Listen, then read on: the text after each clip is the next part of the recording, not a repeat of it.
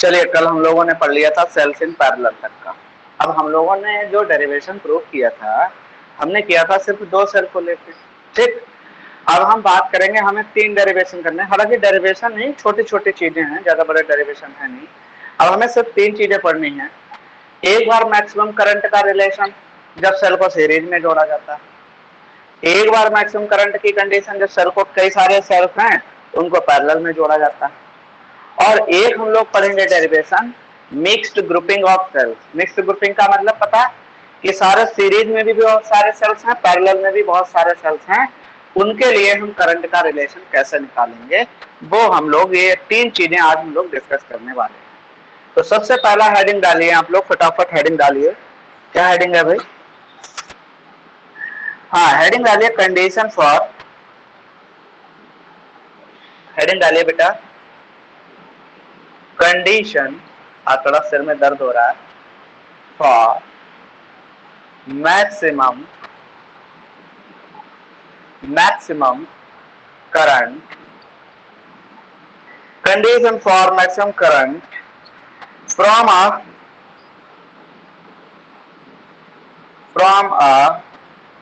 a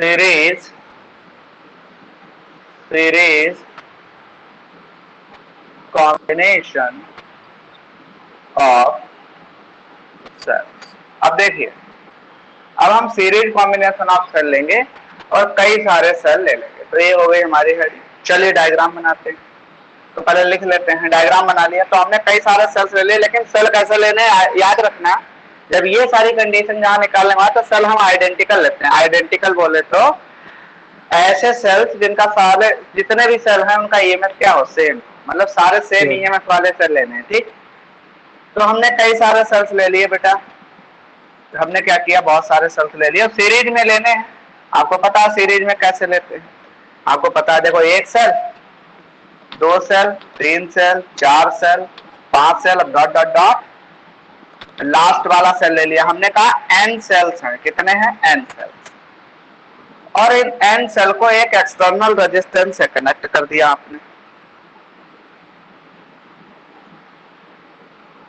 in n sales को external resistance से, तो ये लास्ट वाला प्लस हो गया, इधर वाला माइनस। तो करंट कैसे जाएगी? I ऐसे फ्लो होगी भाई, यहां से होके निकलेगी, यहां से जाएगी और यहां से होते हुए चली जाएगी। तो इसी करंट का हमको रिलेशन निकालना, तो बड़ा सरल है। लिखेंगे suppose n cells of similar EMF are connected in series with an external resistance capital R। n cells आपने सीरीज में कनेक्ट कर दिए, किस रेजिस्टेंस के साथ? R। अब कल ही आपने पढ़ा था, जब सीरीज कॉम्बिनेशन ऑफ सेल्स होता है तो उसमें इक्विवेलेंट ईएमएफ का फार्मूला क्या आया था? सारे जितने भी सेल्स हैं उनको डायरेक्ट क्या करते हैं, उनके ईएमएफ को ऐड कर दीजिए। E1 + E2 + E3 + dot dot dot dot EN तक कर सकते हैं। यही तो पढ़ा था कल इक्विवेलेंट ईएमएफ का। यहाँ कितने सेल हैं? n सेल्स हैं। और हर सेल का ईएमएफ कितना? E है, तो टोटल ईएमएफ कितना हो गया? n × E। ठीक है, क्लियर है? इतना याद रखिएगा। n cells of similar EMF E are connected in series with an external resistance R। अब देखिए क्या होगा, तो लिखेंगे hence total EMF क्या हो जाएगा? Ne। एक सेल का E, तो n सेल्स का क्या हो गया? Ne। अब यार, अगर n सेल्स है तो उनका रेजिस्टेंस भी होगा, सबका अपना अपना इंटरनल रेजिस्टेंस है। जब सेल का ईएमएफ सेम है तो इंटरनल रेजिस्टेंस भी सेम होगा। बिल्कुल सही बात है। तो एक का अगर R है इंटरनल रेजिस्टेंस, तो टोटल सेल का कितना हो जाएगा? सीरीज में है, सीरीज में रेजिस्टेंस क्या होता है? डायरेक्टली ऐड होता है सीधे सीधे। तो अगर n रेजिस्टेंस आपस में सीरीज कॉम्बिनेशन में कनेक्ट किया जाए तो क्या हो जाता है? NR हो जाएगा। तो लिखेंगे हेंस नेट इंटरनल रेजिस्टेंस कितना हो गया? NR। ये इंटरनल रेजिस्टेंस हो गया। अब हमें टोटल रेजिस्टेंस सर्किट का मिल जाए, दोनों हम करंट निकाल लेंगे। तो टोटल रेजिस्टेंस कितना होगा भाई, इनका तो हो गया एनआर, ये इतने इतने लोगों का तो हो गया एनआर, और इसके साथ सीरीज में क्या है आर, तो अब हम निकाल लेंगे नेट रेजिस्टेंस। नेट रेजिस्टेंस में क्या करेंगे बेटा, हम एनआर को किसमें ऐड कर देंगे, कैपिटल आर में, क्योंकि एक्सटर्नल भी ऐड होगा। अब हम करंट का फॉर्मूला बेटा आप जानते हो, तो लिखेंगे करंट कितनी निकलेगी, ये जो करंट फ्लो हो रही सर्किट से एन सेल्स को सीरीज में कनेक्ट करने से, वो करंट का हम डेरिवेशन निकाल रहे हैं। तो लिखेंगे hence the current in the circuit I equal to, कितनी होती है भाई, आई होता है total EMF, total EMF upon total resistance, total कह लो नेट कह लो, बात एक ही है। तो आई इक्वल टू हो गया बेटा N E upon N R plus R, ये आ गई हमारी करंट। अब इसके स्पेशल केसेस हैं, केसेस क्या है, केस वन, हम मान लेंगे कि यार ये जो एनआर है, इनका जो टोटल रेजिस्टेंस है सेल का इंटरनल रेजिस्टेंस, वो एक्सटर्नल रेजिस्टेंस से ज्यादा है, तो लिखेंगे if NR greater than R. भैया जब बहुत ज्यादा है, इसके मुकाबले ये बहुत कम है, या कह सकते हैं इसके मुकाबले ये बहुत ज्यादा है, तो जब ज्यादा बहुत है तो इसको ऐड करो ना ऐड करो कोई फर्क नहीं पड़ता, तो क्या कर देंगे, नेग्लेक्ट कर देंगे। तो यहां से क्या हो जाएगा भाई साहब हमारा, यहां से क्या हो जाएगा, hence I will be equal to n e upon n r, इधर लिख देंगे neglecting r, ठीक, n से n कैंसिल हो गया, तो बेटा I कितना हो गया, e upon r। बेटा I equal to e upon r आने का मतलब क्या है, this is the current due to a single cell. आई बात समझ में, सिंगल सेल इतनी ही करंट देता है, आपको पहले ही पढ़ चुके हो, I equal to e upon r। तो लिखेंगे this is current due to single cell, छाप लो बेटा, फिर अगला केस कराते हैं। तो बहुत सिर में दर्द हो रहा है।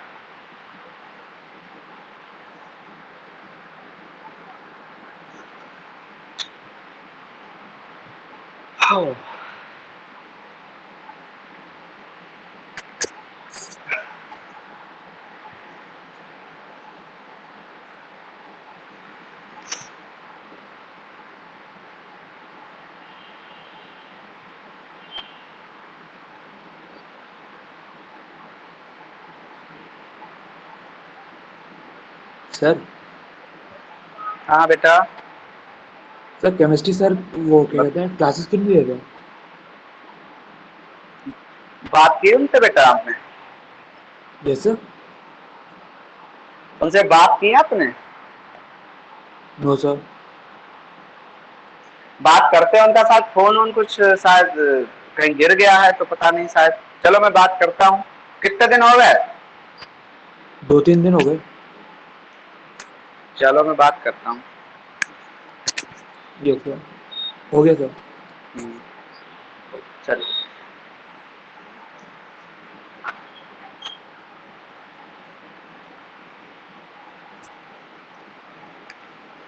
अब एक अगला केस, केस 2। सर को कॉल करना बेटा, सर से एक बार पूछ लेना, ठीक है? Yes sir. हाँ पूछ लेना, कोई दिक्कत ही होगी बेटा, इसीलिए नहीं कर रहे होंगे। केस 2। अब पहले तो आपने क्या किया था, अब की बार हम ले लेंगे इसको, तो लिख लेंगे सिंस इफ, अब की बार अगर एक्सटर्नल रेजिस्टेंस यार इन टोटल इंटरनल रेजिस्टेंस से बहुत ज्यादा हो जाता, तो क्या करेंगे, तो इसको नेग्लेक्ट करेंगे। तो हेंस करंट कितनी हो जाएगी भाई, एन ई ऊपर चल रहा है, ये तो नेग्लेक्ट कर दो, तो रह गया आ, क्या लिखेंगे, नेग्लेक्टिंग एन आर। तो देखा जाए तो क्या बन गया, I equal to N times E by R. तो देखो इस कंडीशन में करंट मैक्सिमम होगी नहीं होगी, कंडीशन करंट का मैक्सिमम होगी भाई साहब जब टोटल इंटरनल रेजिस्टेंस से एक्सटर्नल रेजिस्टेंस ज्यादा हो। तो देखो एन टाइम्स आ गई करंट, यानी अब सेल ज्यादा करंट देंगे, कितनी टाइम्स देंगे, एक सेल जितनी करंट देगा उतनी एन टाइम्स हो जाएगी करंट। अगर मान लो 100 सेल लगे हैं और एक सेल करंट देता है 1 एम्पियर, तो टोटल करंट कितनी हो जाएगी, 100 एम्पियर हो जाएगी। इस केस में, कब केस में, जब एक्सटर्नल रेजिस्टेंस उन सारे सेल्स का इंटरनल रेजिस्टेंस से क्या होगा, ज्यादा होगा। ठीक है, तो ये करंट हो गई एक तरीके से मैक्सिमम करंट हो गई। इस कंडीशन में मैक्सिमम करंट होगी, पहली वाली कंडीशन में मैक्सिमम करंट नहीं होगी। जब सेल का ही इंटरनल रेजिस्टेंस इतना ज्यादा हो जाएगा, एक्सटर्नल से ज्यादा हो जाएगा, तो मैक्सिमम करंट कहां से दे पाएगा सेल? दिमाग लगाने वाली बात है। सेल का इंटरनल रेजिस्टेंस कम होगा तभी तो वो दे पाएगा ज्यादा करंट। ठीक है, तो वही बात है। ठीक है, तो लिख लेंगे n times current due to single cell.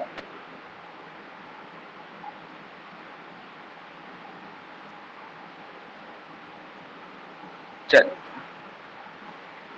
Note कर लीजिए भाई। अब हम लोग पैरेलल वाला पढ़ते हैं, बड़ा सरल है पैरेलल वाला। हो गया सर। बड़ा सिर में दर्द हो गया, वेरी गुड।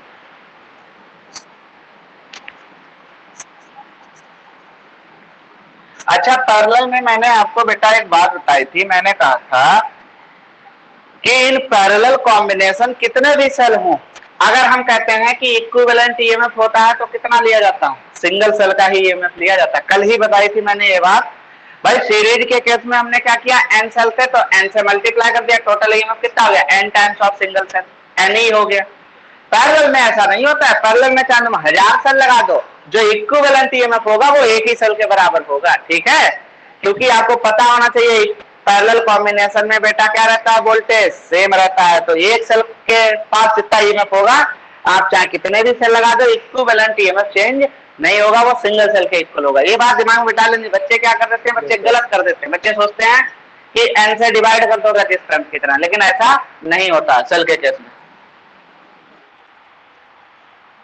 चलिए तो लिखते हैं condition for maximum current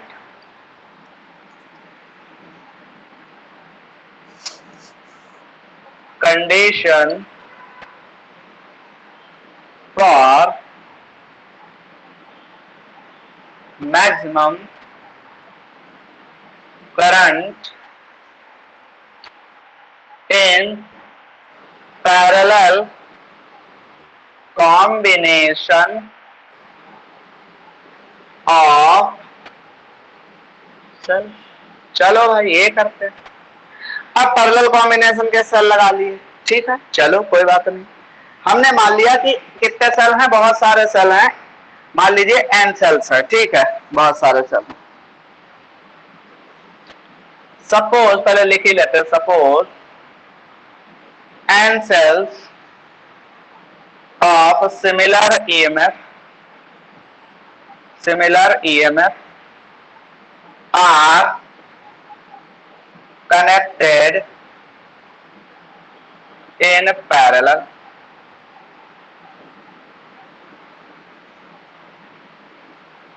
and each of them has internal resistance R। चलिए ठीक, ओके। अब हम लोग करते हैं भाई, क्या करते हैं, चलिए अब देखिए। अब है कहानी, यहां पे हमने सेल बनाया, एक ये सेल लिया, एक ये सेल लिया, और डॉट डॉट डॉट, देखो ऐसे बना लेंगे, dot dot dot dot dot का मतलब कितने बेटा, एन सेल्स हैं, ऐसे लिख लेंगे, ऐसे लिख लेंगे एन सेल्स, और ऐसे ले लास्ट वाला सेल है एन वाला सेल। ठीक, तो इनको क्या कर देंगे, ऐसे।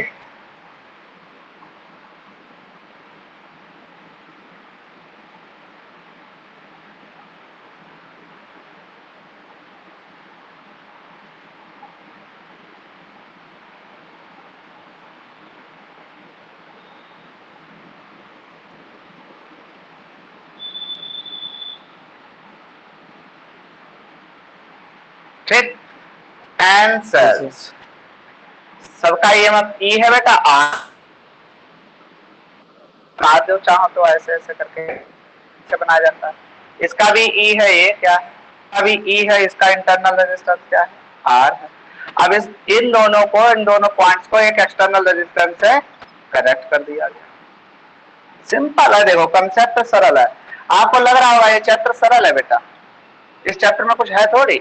इस चैप्टर में सिर्फ अगर देखा जाए तो कठिन तो वो भी नहीं है, टफ वो भी नहीं है, लेकिन इन सब टॉपिक्स के मुकाबले थोड़ा एक टिपिकल टॉपिक है पोटेंशियोमीटर, थोड़ा ध्यान लगा के पढ़ने वाला, और कोई टॉपिक टफ है ही नहीं इस वाले में, बहुत सरल चीजें। एक मिनट, ये प्लस ये माइनस, ये प्लस ये माइनस, सब जानते भी, ये छोटा डंडा माइनस के लिए होता है, लोअर पोटेंशियल के लिए। चलिए डायग्राम हमारा बनकर तैयार हो गया। अब प्लस का है तो यार करंट इधर से होके निकलेगी भाई, प्लस वाले से ऐसे आई जा रही है, मान लीजिए ये आई जा रही है, यही आई की वैल्यू हमको निकालनी, यहां जाएगी डिवाइड हो जाएगी, ऐसे ब्रांचेस में डिवाइड होगी, ऐसे डिवाइड होगी, तुमने पढ़ा था भाई डिवाइड होती है ऐसे, फिर से यहाँ पे आके इकट्ठी हो जाएगी, फिर से आ जाएगी। तो याद रखिए टोटल करंट सर्किट में कितनी फ्लो हो रही है, आई। ठीक, चलिए ओके, याद रखिए भाई। तो लिखेंगे equivalent since equivalent EMF of N sales.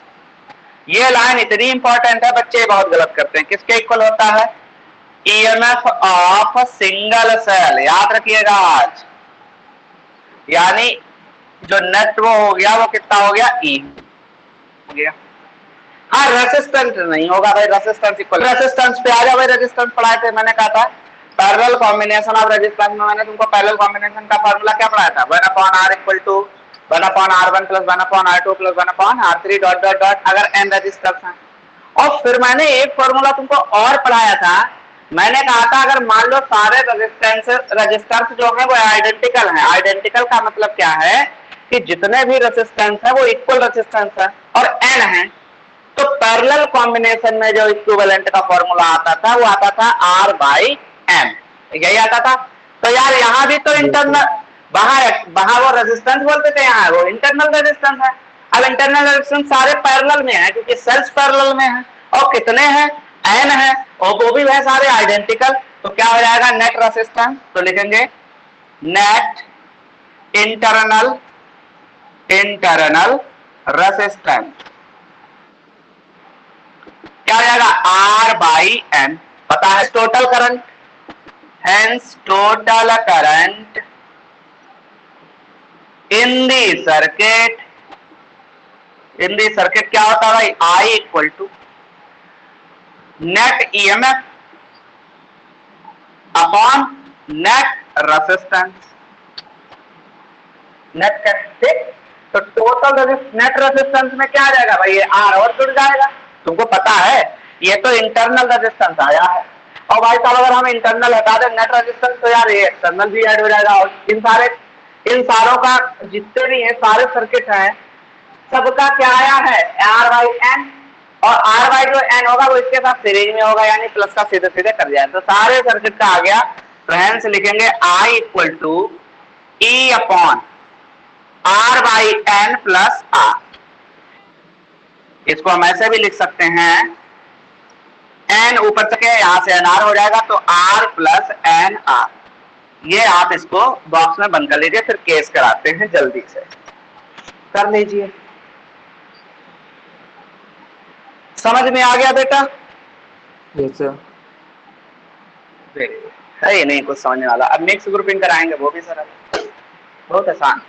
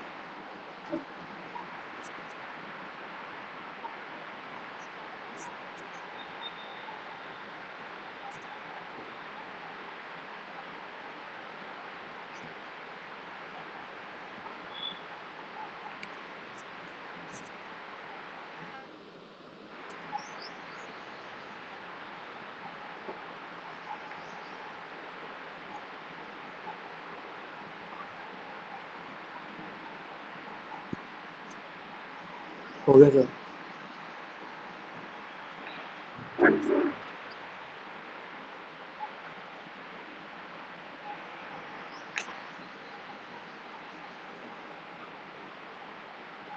अब इसके केस पढ़ लें। फिर से वही काम है बेटा, फिर से वही काम कि भाई अगर ये ज्यादा है, अभी करते हैं, चलिए। Okay, case first. अब हमारा इलेक्ट्रिक करंट का जो फॉर्मूला आया वो कितना आया, N E upon R plus N R. अब हम ये मान लेंगे, हम इस चीज को देखेंगे, ये मान लेंगे इससे एक बार ज्यादा है और एक बार मान लेंगे इससे ये कम है। भाई हमें यही तो मानना है। हमें देखिए दिमाग में ये चीज, हमें दो केसेस कौन से बनाने, एक बार हमें जो सेल का इंटरनल रेजिस्टेंस है टोटल, वो हमें एक्सटर्नल से ज्यादा लेना है, एक केस वो हो गया। और एक बार हमें एक्सटर्नल रेजिस्टेंस जो है वो सेल के इंटरनल रेजिस्टेंस से ज्यादा लेना है। तो दो ही केस बनते हैं, बस उसी में हमें करंट निकालनी। तो केस फर्स्ट लिखेंगे, if R by N is greater than R। अच्छा, अगर इसको ऐसे लिखेंगे तो दैट इज ये नहीं हो जाएगा, R much much greater than N R. भाई बात तो यही है, अगर इससे मल्टीप्लाई कर दो तो यही तो बन जाएगा। बन जाएगा नहीं बन जाएगा, समझो बात को। ये बन गया हमारा, ठीक है। अब हमारा भाई ये अगर ज्यादा बड़ा हो गया तो ये टर्म हम क्या कर सकते हैं बेटा, इसमें से नेग्लेक्ट कर सकते हैं। कर सकते हैं नेग्लेक्ट, नहीं कर सकते हैं? तो लिखेंगे hence I equal to N E upon वो टर्म तो हो गए नेग्लेक्ट, तो बेटा क्या रहेगा, आर। Neglecting N R. तो देखा जाए तो भाई ये क्या हो गया भाई, देखो N times the current, n times the current due to a single cell,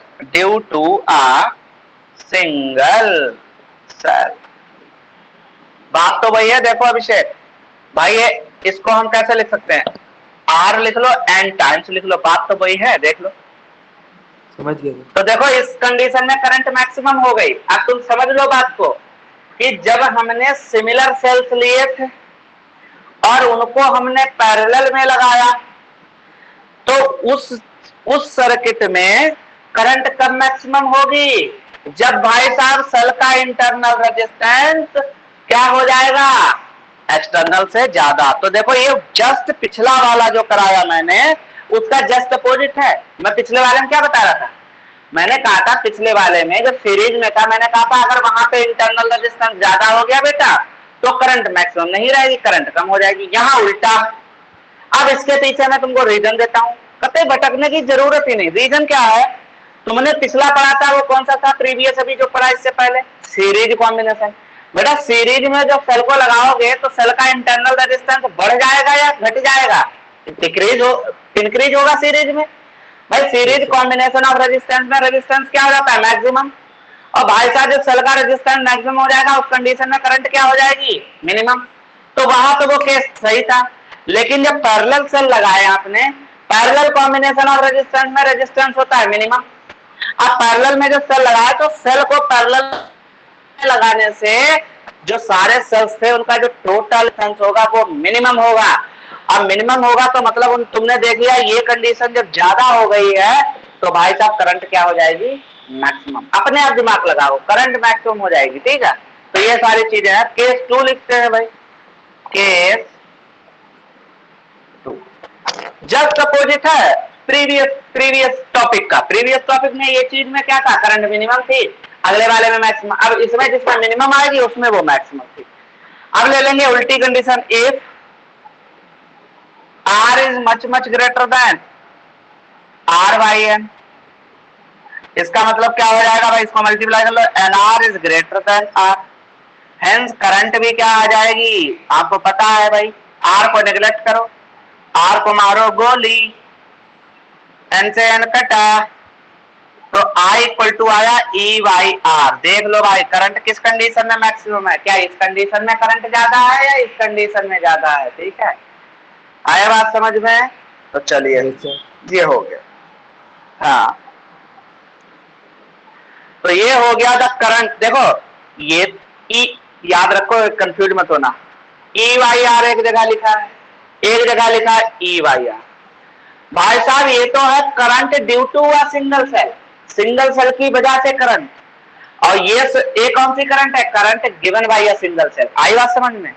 ये भाई सिंगल सेल के द्वारा दी गई करंट है। ये करंट है सिंगल सेल की खुद की करंट है। ये दी गई, किसको दी गई? आर रेजिस्टेंस को दी। तो लिख लेंगे यहाँ पे current, current given by a single cell. बहुत डिफरेंस है देखो कैपिटल आर और आर की वजह से, ध्यान रखना। अच्छा बेटा उस डेरिवेशन में भी कहीं आया होगा तो लिख लेना इस चीज को, ठीक? Yes sir. हाँ उसमें भी कैपिटल आर वाली में गिवन बाय लिखना या ड्रॉन, ड्रॉन लिख लो। मैंने अगर कहीं लिखा दिया हो ड्यू टू, बेटा उसमें आ रहा हो एक टर्म आई थी, देख लो इधर देख लो, मैं देख रहा हूँ ये टर्म आई होगी, तो मैंने लिखवाया था N times current, current given by the single cell लिखना, drawn by the single cell, ठीक लिखना बेटा। करंट अगर बाई चांस जल्दीबाजी में लिख लिया तो सही कर लेना, current drawn by the single cell, ये लिखना एन टाइम्स जो लिखा है मैंने पिछले वाले में, सही कर लेना जरूर, ठीक है। Current drawn by the single cell ये लिखना उसमें जहां पे कैपिटल आर वाला आया हो केस। ये चीज मैं अलग से ऐसे ऐसे कर दे रहा हूं, ये चीज याद रखना। सही कर लिया बेटा? Yes sir. हाँ चलिए नोट कर लीजिए बेटा, कितना नोट कर लीजिए। कर लिया सर। कर लिया, चलिए वेरी गुड। नेक्स्ट अब पढ़ाते हैं mixed grouping of sales.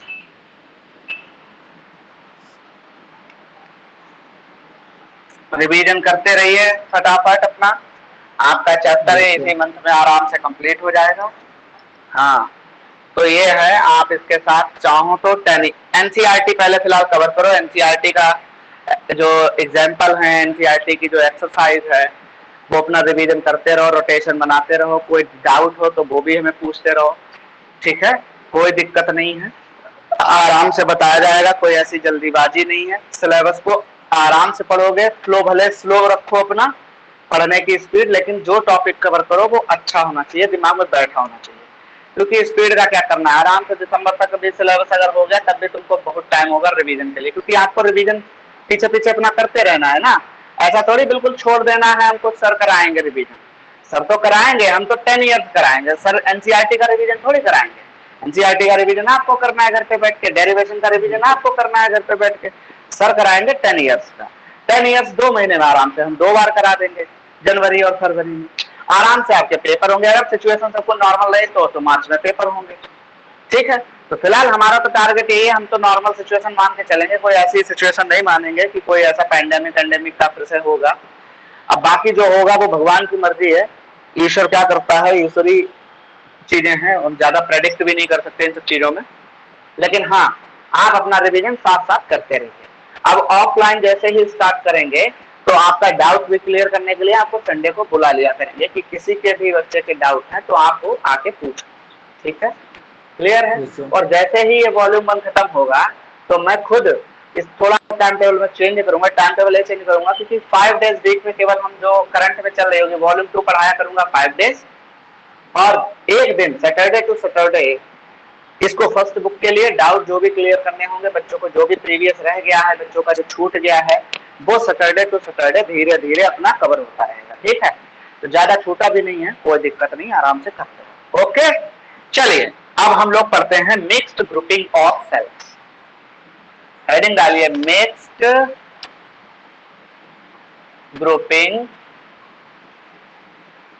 Grouping of cells. आप लोगों को जेईई मेंस देना है तो आप 11th का भी रिवाइज करते रहिए। हमने कुछ यूट्यूब पे वीडियो डाल रहे हैं तो कुछ नहीं तो वीडियो देख लीजिए, थोड़ा आपका टच जो है जो भूल गए हो वो डाल अपना देखते रहिए बार बार, इसीलिए मैंने वीडियोस डाल दिए 11th क्लास के पहले डाल दिए, ठीक है? ताकि 11th का तुम्हारा रिवीजन होता रहेगा। कहीं बैठे हो अगर तुम्हें लग रहा है कि अपना देखना है, थोड़ी देर अपना वीडियो ऑन कर लिया, ज्यादा लंबे वीडियो भी नहीं, कोई कोई है 1-1 घंटे का, बाकी तो 40-45 मिनट के ही है, ठीक है? तो ये चीज है, आप उनको देख के आप सीख लीजिए अपना, तुम्हारा थ्योरी अब बिल्कुल वही लेक्चर है जो मैं पढ़ा रहा हूँ यहाँ पे 11th वालों को। तो ऐसा भी नहीं कट कॉपी पेस्ट करके शॉर्टकट चीजें बता दी, बहुत अच्छे से एक्सप्लेन किया है उन चीजों को, तो देखते रहिए उन सब चीजें। फर्स्ट ईयर के लिए ज्यादा टाइम नहीं, मैं तो आपसे यही कहता हूँ फर्स्ट ईयर को संडे दो केवल। संडे अगर दे रहे हो, अगर तुम सारे संडे ही दे देते हो 11th के लिए तो बस काम हो जाएगा हफ्ते में। 11th के लिए संडे काफी है। 11th को नया पढ़ो ही मत, 11th को पढ़ लो संडे वाला, 11th का पढ़ लो संडे को, ठीक है, बस इतने में कवर होता बिल्कुल। रहेगा। क्योंकि मान के चलो मंथ में 4 संडे होते हैं भाई, किसी किसी में 5 भी हो जाते हैं, लेकिन सारे मंथ ऐसे नहीं होते। तो 4 संडे होते हैं। अब आपको जेई मेंस तो देना होगा भाई, जेई मेंस तो देगा, तो जेई मेंस मान के चलो जनवरी में जेई मेंस होगा, तो आपके पास पूरे पूरे 6 महीने हैं, जुलाई, अगस्त, सितंबर, अक्टूबर, नवंबर एंड दिसंबर। दिसंबर तक अगर गिन लिए जाए तो 24 संडे, 24 संडे। और 11th के चैप्टर कितने जानते हो? 13 चैप्टर हैं अगर कायदे से गिने जाए, वैसे तो 15 हैं, लेकिन छोटे छोटे हैं जो बहुत छोटे, वो तो चैप्टर 2 घंटे में हो जाएंगे, ठीक है। तो 13 चैप्टर और आपके पास 24 संडे, तो एक अगर मान लो लगा लो तो एक चैप्टर 2 दिन, 2 संडे को क्या एक चैप्टर नहीं कर पाएगा कोई, बताओ है? बल्कि मैं तो कहता हूँ एक ही संडे को एक चैप्टर निपटा लेगा, फिजिक्स का, एक केमिस्ट्री का, एक मैथ का। और जो तो आपके हुए 13 चैप्टर, 13 संडे को तो आपका 11th का फिजिक्स मतलब खत्म हो जाएगा सिलेबस। उसके बाद बचे हुए 13, 10, 11 जो संडे हैं उनको वही रिवीजन कर लो। तो पैनिक होना ही नहीं है, कोई स्ट्रेटजी की ऐसी बात ही नहीं है। आप बस फॉलो करिए जो चीज बताते रहेंगे, इतनी अगर चीज अगर आपने फॉलो कर ली तो आपका 11 आपको पता भी नहीं लगेगा और तैयार भी हो जाएगा, ऐसे मान के चलिए। समझ रहे हो बात को? ये सारी चीजें यस सर। हैं, ऐसे तैयारी करिए। और क्या, संडे को 8-10 घंटे आराम से जो है सिर्फ फर्स्ट ईयर का पढ़ो, 3-3 घंटे का बना लो अपना शेड्यूल कि भाई मैं 3 ओके। घंटे आज फिजिक्स पढ़नी है, फर्स्ट ईयर के 3 घंटे ये करना है, 3 घंटे ये करना है, जितना हो पाए उतना ही करो बस। संडे को नया नहीं पढ़ना, खेलो कूदो आराम से अपना, वो भी टाइम देखना है, रात में पढ़ के सो आराम से, कोई दिक्कत नहीं, ठीक है। तो ऐसे अगर मेहनत करोगे, smart study is better than the hard study. Hard मतलब एकदम वैसे स्टडी का शेड्यूल नहीं होना चाहिए, तुम्हारा शेड्यूल अच्छा होना चाहिए। कंपटीशन क्रैकर से होता है, तुम क्या समझते हो? उनका शेड्यूल बहुत हार्ड स्टडी करते हैं, हार्ड नहीं, वो स्मार्ट तरीके से करते हैं। उन्होंने जो स्ट्रेटजी बनाई वो फॉलो करा, वो चिल भी कर लेते हैं अपने उसी टाइम में कहीं निकाल के, वो सब कुछ अपना कर रहे हैं और उनकी स्टडी भी बढ़िया एकदम धमाकेदार चल रही है। और जो जो लोग स्ट्रेटजी नहीं बना पाते, स्मार्ट स्ट्रेटजी नहीं, तो बेचारे वो गधों की तरह मेहनत भी करते हैं और रिजल्ट भी आता है उनका बेकार, मतलब उतना अप्रिशिएबल तो नहीं आता है जितना चाहिए रिजल्ट। तो क्या फायदा है ऐसे रिजल्ट का भी? तो इसलिए ऐसा करिए। बाकी 12th आप पढ़ते रहिए, 12th का टेंशन मत लीजिए, हम हैं, ठीक है। अभी एक्चुअली ऑफलाइन आएंगे तो एक केमिस्ट्री वाले सर का भी थोड़ा इशू हो जाता है घर में, वहां पे गांव में। तो यहाँ जब आएंगे ऑफलाइन तो यहाँ रेगुलर क्लासेस होंगी, तो टेंशन लेने की कोई जरूरत नहीं है। केमिस्ट्री है, मैथमेटिक्स है, सारे लोग यहाँ डेली का डेली आएंगे, बस आप लोग छुट्टी मत करिए, बाकी बढ़िया चलेगा सब कुछ, ठीक है। ओके। हाँ, टाइम से सारा सिलेबस होगा, सारे रिवीजन होंगे, सारे 10 ईयर्स कराऊंगा, मैंने कह रखा है सबको, तो कोई दिक्कत नहीं, आप टेंशन लो मत, कोई जरा सी बात नहीं।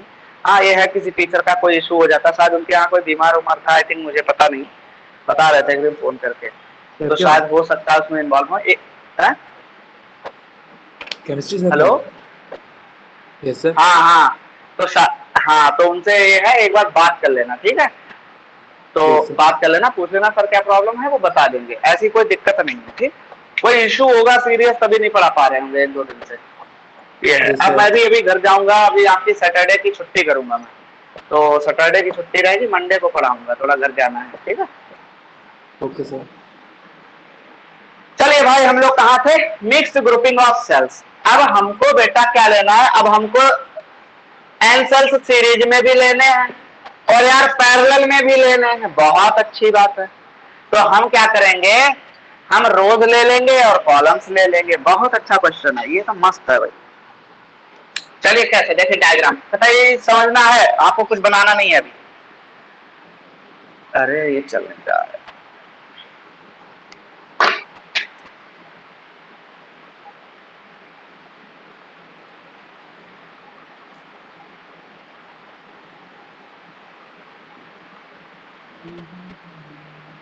डायग्राम नहीं बनाना? नहीं बनाना, अभी मत बनाओ, समझ लो पहले, कहीं काटा पीटी हो जाए यस दिक्कत हो सर। जाएगी, है नहीं? हाँ,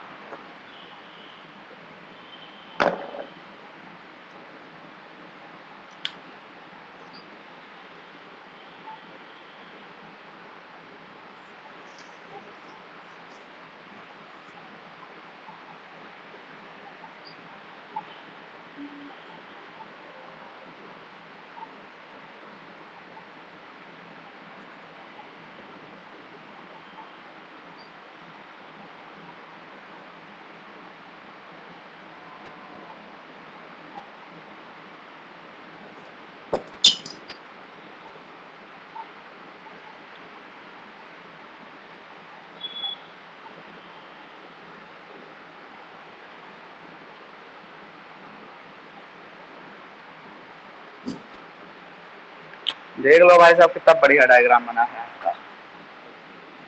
ओ हो गलती हो गई।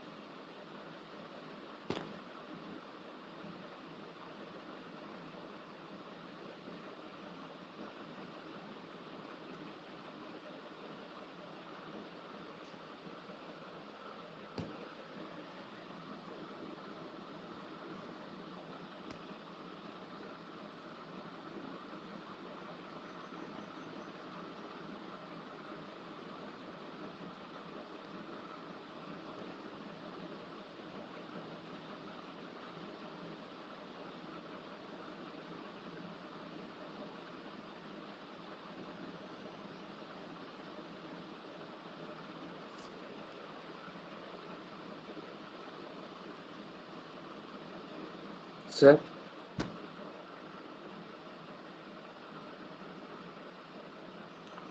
सर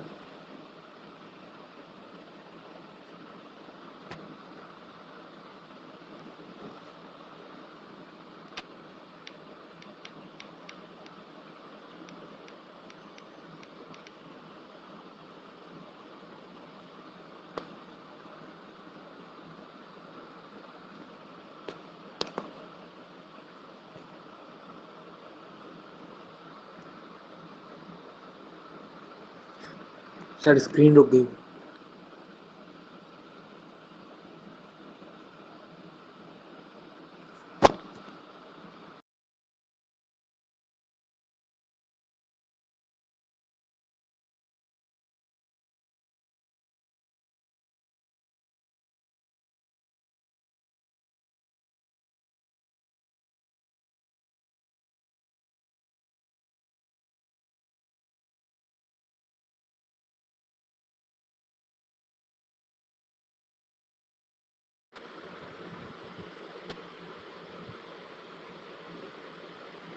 सर स्क्रीन नहीं आ रही अब।